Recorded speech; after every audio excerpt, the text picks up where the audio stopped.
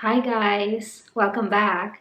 If you're new here, hello, I'm Luz, nice to meet you. If you're wondering where Audrey is, he's at work right now. Good luck, bebe. Thank you, bebe. Bye-bye. Ingat.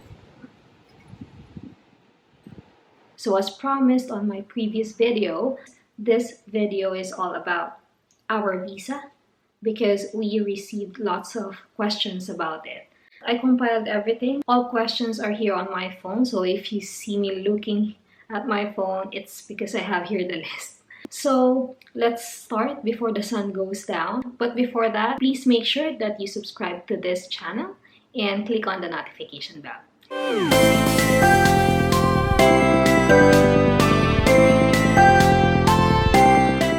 So just a disclaimer, everything that I'm going to say is about my experience. I'm not a licensed immigration consultant. This is just based on my experience. So if you need any tips about your personal situation, please do consult a licensed immigration consultant or immigration advisor. Question number 1. What visa do you have? I'm an international student, so I have a study permit, or we can call it SP. And for Oji, he has open work permit or OWP. The good thing about this visa is this is the fastest way for you to be here in Canada, but this is also the most expensive way, as in so expensive. But you can bring your spouse with you if you have this kind of permit, like what I did. I brought Audrey with me.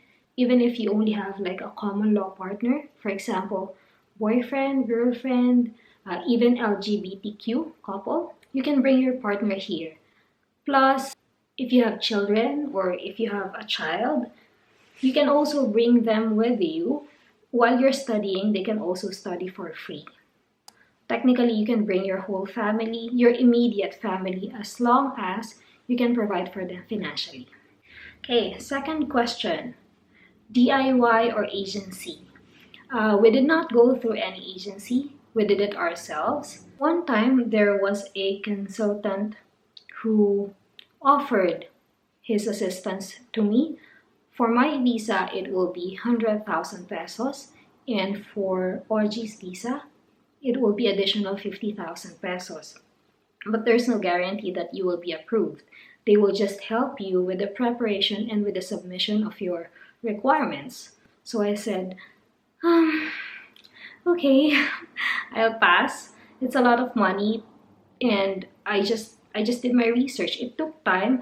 So if you don't have time or if you don't have any idea on how to apply, then you can get an agency. They can probably assist you. But if you will ask me if I recommend anyone, personally, I don't. I think you can do it on your own, but it's time consuming and you need to put in a lot of effort. So yeah, it's a DIY for us. Next question. Did you take IELTS? No, I didn't. Actually, I tried to. I enrolled in a training center for IELTS in Makati, but my schedule won't allow it because my out in the office was 6 p.m. and the class starts at 6 p.m. So I was always late. So I said, you know what? Forget it. I'm not gonna do it right now, but eventually I will do it. Also, for my school, they don't require IELTS. So I decided not to get it. I just noticed that some schools that offers lower tuition fee, most of them requires IELTS. Where did you submit your application? So we did it online at cic.gc.ca. You can check that website. It's the legitimate website of Canadian Embassy. Some people are asking me, is that a legit website? Yes, it is. So you can utilize that on what are the requirements of the study permit and other permits as well. Did you do SDS or regular stream? There are two types of application for study permit. First is the SDS or the study direct stream, and the second one is the regular stream. Before COVID, the approval for SDS is much faster than the regular stream. For the SDS, you can research it on your own, but just an overview. The requirement there is you need to take IELTS. There's like a minimum score. I'm not sure if it's 6 or 6.5. I'm not sure.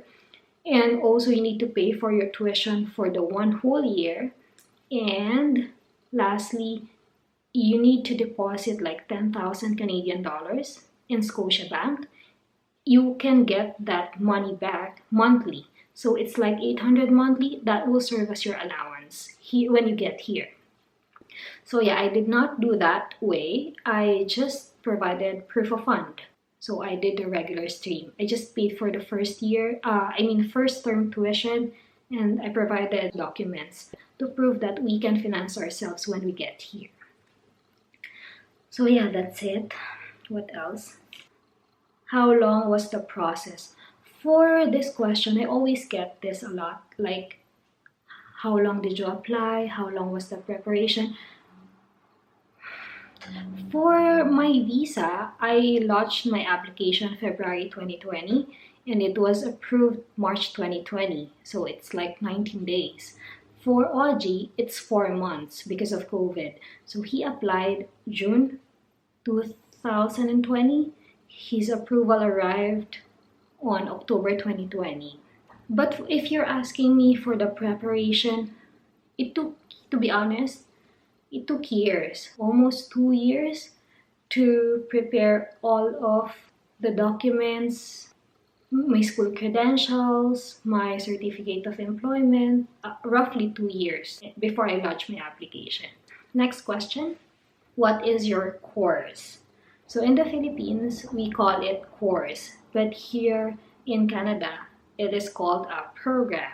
My program is International Business Management. So it is related in my bachelor's degree and also my career back in the Philippines. Do you have a virtual class or in classroom? In my school, they offer blended programs and online programs. For my program, it is fully online. That's why I'm here in British Columbia while my school is in Ontario. It's possible, you just need to adjust with the schedule, but I'm doing it. I'm managing my time, so it's okay. I can manage it. Is there an age limit for the study permit? As far as I know, none. I knew other people who applied for a study permit when they were 40 plus, 50 plus. So it really depends on how are you going to convince the immigration officer that you will study here and your main purpose is really to study. Yeah, but the bottom is, as far as I know, there's no age limit for the study permit. Are you allowed to work? Yes, I am allowed to work 20 hours per week, and my husband, who has open work permit, he can work full-time. So there's no limit. He can work 40 hours. He can get 2 jobs. It's fine. But for students like us, it's only 20 hours. Do you have work now? Yes, I do. Actually, I haven't started yet.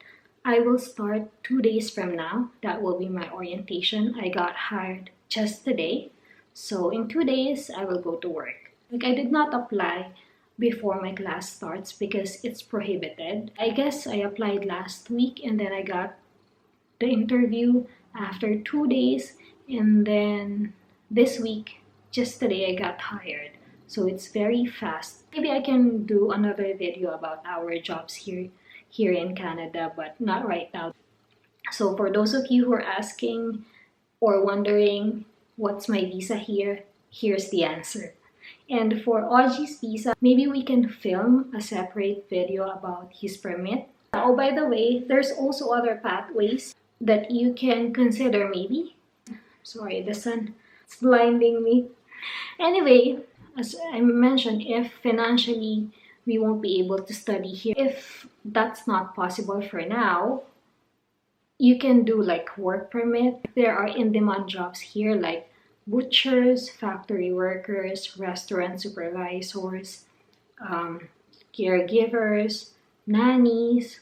So yeah, you can check those options. I think in this province there were 14 Filipinos who arrived before us, and they're all factory workers. They only paid around 280,000 pesos or 250,000 pesos for their work permit. That's way cheaper than the study visa. So you can consider that.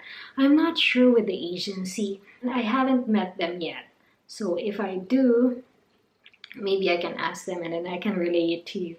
I can tell you their agency. But other than that, what else? Permanent residency. When you land here, you're already a permanent resident. That's much better than a study permit, but it will take time.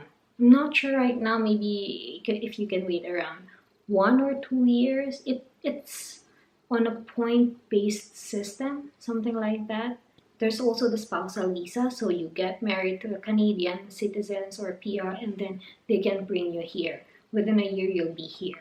Those are the options for Canada pathways. If you have other questions or if I missed anything, just comment down below. Okay, so thank you very much for watching. If you like this, please give this a thumbs up. Subscribe and click on the notification bell for more updates. Thank you. See you soon. Bye.